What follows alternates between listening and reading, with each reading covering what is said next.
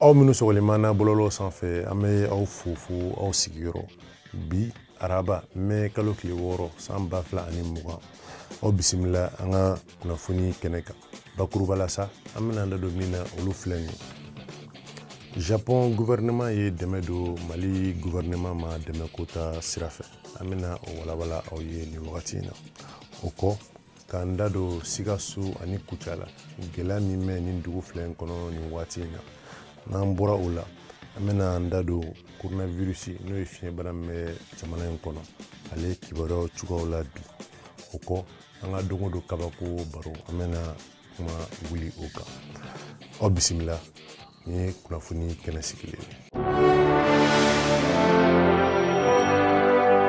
fiɲɛbana kɛlɛli ye kumu kɔnɔna la an b'aw ladɔnniya k'a fɔ Japon gouvernement ale ye dɛmɛ don Mali jamana ɲɛmɔgɔw ma ni balo ko ta fanfɛla o cogoyaw la sa min ye balo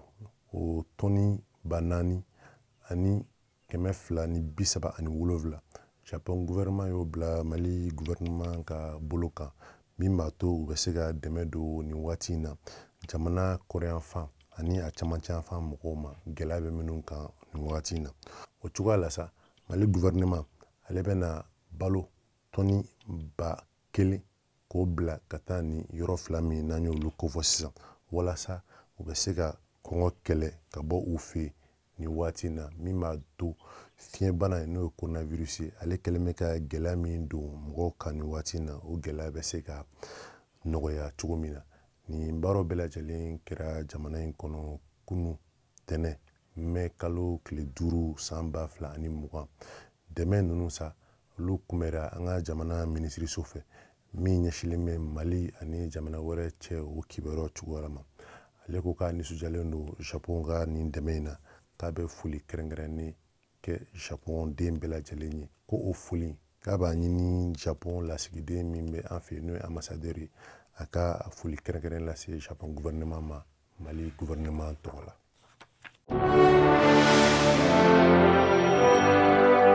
député sigi cogoyaw la sa an b'a yira la k'a fɔ ko nin waati in na min ye Sikaso mara ye ko denmisɛnninw kɛlen bɛ ka wuli ka jɔ kɛ nin tile filɛ na sufɛ yanfanw fɛ u bɛ bɔ ka siraw tigɛ ka pinew jeni k'u ka dusumankasi yira ka d'a kan olu ka jateminɛ na minisiriso n'o ye an ka mara cɛbɔ minisiriso ye k'ale tun ye jaabi min di député sigi kalataw hukumu kɔnɔna na k'a ni an ka jamana sariya sunba n'o ye cour constitutionnelle ye k'o ye jaabi min di ko o jaabiw tɛ kelen ye ko o tɛ olu fɛlako ye o siratigɛ kɔnɔna la sa an b'a ye k'a fɔ ko nin wagati in na Sikaso denmisɛnninw u kɛlen bɛ ka dugu kɔnɔna ta kɔ ka sira tigɛ Sikaso don bolo cogoya suguya bɛɛ la n'i bɔra Bamakɔ yan fan fɛ i mana bɔ fan o fan sira tigɛlen don ye ko maa tɛ don ko maa tɛ bɔ ko fo nin ko in ka se ka fɛsɛfɛsɛ ka olu ka hakɛ segin u ma min ye Sikaso mara ɲɛmɔgɔ ye n'o ye a gouverneur ye Bubakari Bagayoko ale ye Sikaso maakɔrɔw alimamiw ani a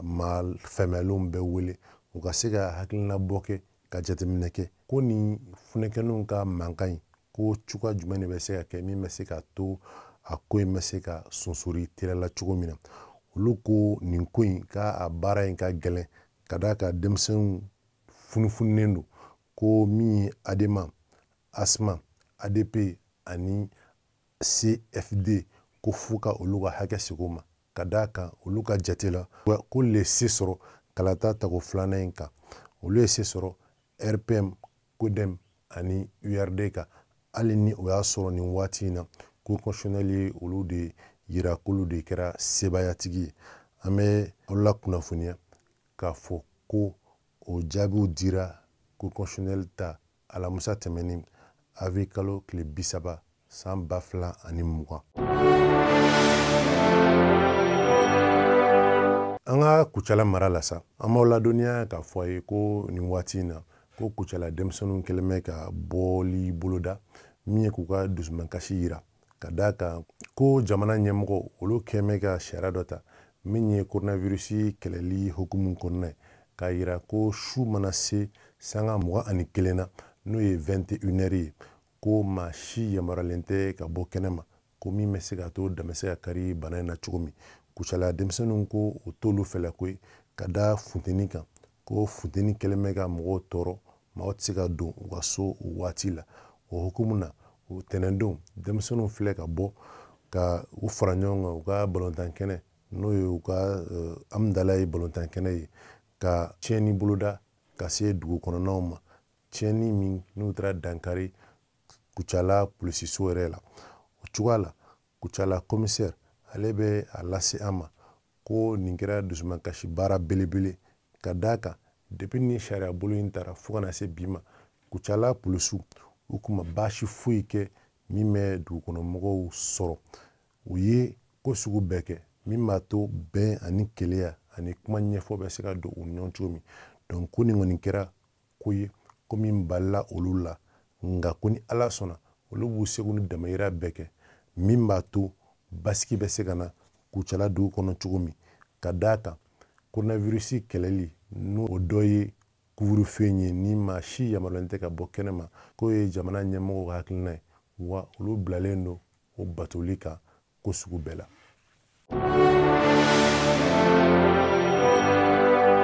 Coronavirus n'o ye fiɲɛbana min kɛlen bɛ ka diɲɛ labɔ o kibaruyaw cogoya la sa an b'aw ladɔn k'a fɔ ko an ka minisiriso n'ale ye kɛnɛ minisiriso ye ale ka layidu dilen kɔ k'an lakunnafoniya diɲɛ ma don o don coronavirus cogoyaw kan an ka jamana kɔnɔ.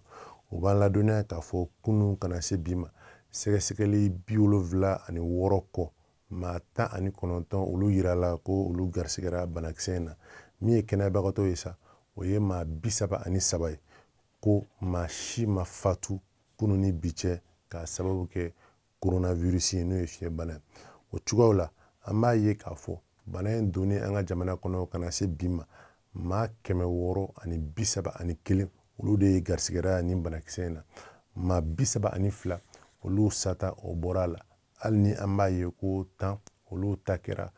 k'a sɔrɔ an ka dɔgɔtɔrɔso kɔnɔnaw tɛ. Min ye maa 261 ye olu kɛnɛyara nin waati in na ka bɔ coronavirus banakisɛ bolo. Maa 2016 o ye banabagatɔ somɔgɔ minnu ni olu bɛ jateminɛ cogoya la nin waati in na walasa k'a lajɛ n'o y'a sɔrɔ u ma garisigɛ banakisɛ in na. An tɛ sɛgɛn an tɛ ɲinɛ k'a lase aw ma ko walasa k'an kisi ka bɔ coronavirus banakisɛ ma ko waleya damadɔ bɛ yen fo an ka olu matarafa. O ye k'an tɛgɛ ko sanga waati bɛɛ safinɛ na walima u ka gel hydroalcoolique k'o kɛ k'an tɛgɛ susa. O kɔ n'an kɛra sɔgɔsɔgɔfɛn walima tisofɛn a ɲinima fɛ an k'o kɛ an nɔngɔnkun na. Min ye jama yɔrɔ ninnu ye sa an k'an mabɔ ɲɔgɔn na ka se mètre 1 fo mètre 3 ma walasa an bɛ se ka kisi bana in ma. Aw bɛɛ kɔ ni an kɛra bɔfɛn waati o waati a ɲinimɛ fɛ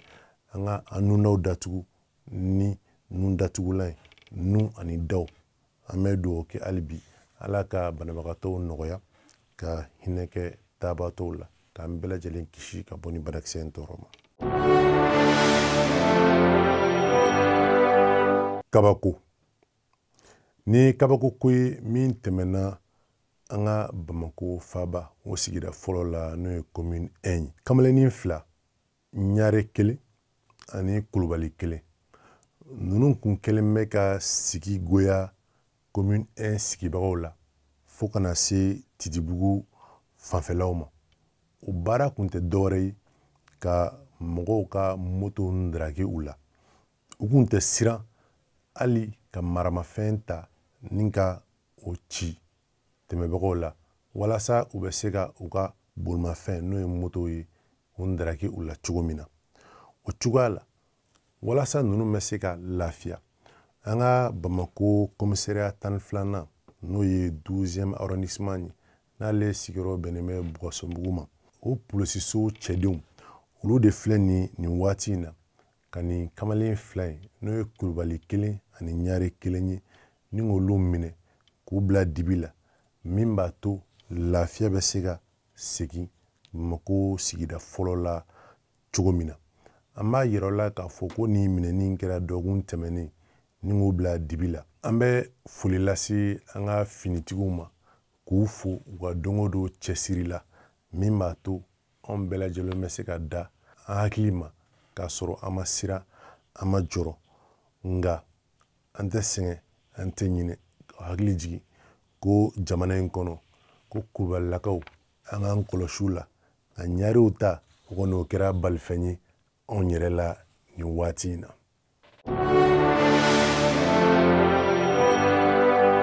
Nin kabako in bɛ an ka bi kunnafoni kuncɛ. An bɛ hakili jigin k'a fɔ ye ko nin baara bɛɛ lajɛlen sigira sen kan ni AMAPU ani ANCD ka cɛsiri ye ka aw fo aw ka kulomajɔ la. An bɛ dugawu kɛ a k'an bɛn sini ni waati kelen in na.